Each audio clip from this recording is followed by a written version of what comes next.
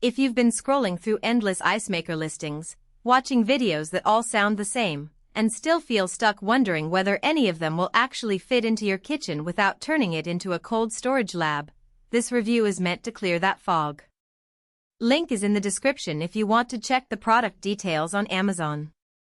I've spent the last few days looking at what a typical home chef, a small business caterer, and even a busy bar owner need from a countertop-sized ice machine, and I'll walk you through why the Manitowoc Indigo NXT Series half-cube 22-inch model might be the answer for some, and why it could be a misfit for others. First, let's talk about the scenario that brings you to an ice maker in the first place. In a household where you regularly entertain, think weekend BBQs, cocktail evenings, or a game night that runs late, running the dishwasher, pulling a tray from the freezer, and then waiting for the ice tray to finally click into place feels like a needless bottleneck. The same story repeats at small event venues or boutique coffee shops, where a steady stream of cold beverages is expected, and any pause in the supply chain can leave customers frowning. The promise of a high daily ice production unit, like the Manitowoc's 436-pound claim, seems like a golden ticket. But the real question is whether that production capacity translates into everyday convenience or just a number you'll never actually need. The Indigo NXT is a half-cube style machine, which means each ice block is roughly 2 inches tall, a size many people prefer for cocktails because it chills quickly without watering down drinks. Its footprint is 22 inches wide, which is noticeably slimmer than many freestanding countertop models that can easily dominate a kitchen island. That compact profile lets you tuck it under a standard countertop or beside a prep station without sacrificing too much counter space. If your kitchen layout is already tight, this space-saving claim isn't just marketing fluff, it's the difference between having an ice maker you can actually use versus one you have to keep hidden.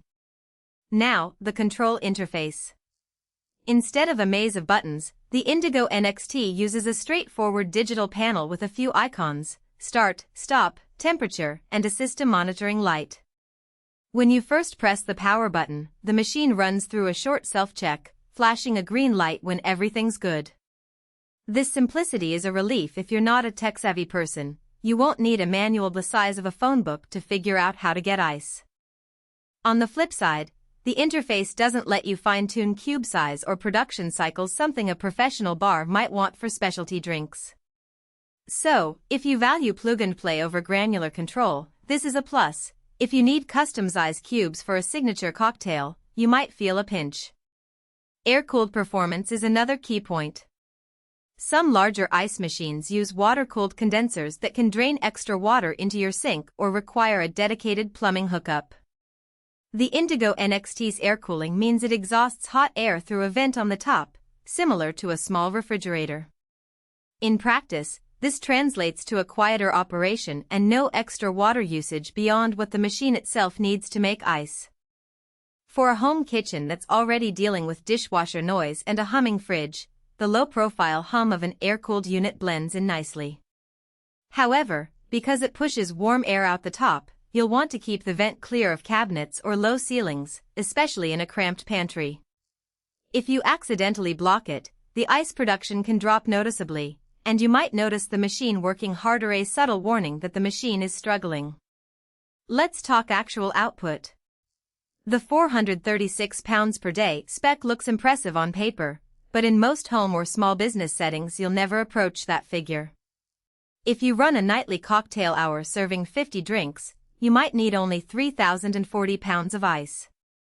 That means the machine will be operating well below its maximum capacity, which can actually be beneficial. It tends to run cooler and quieter when not pushed to the limit.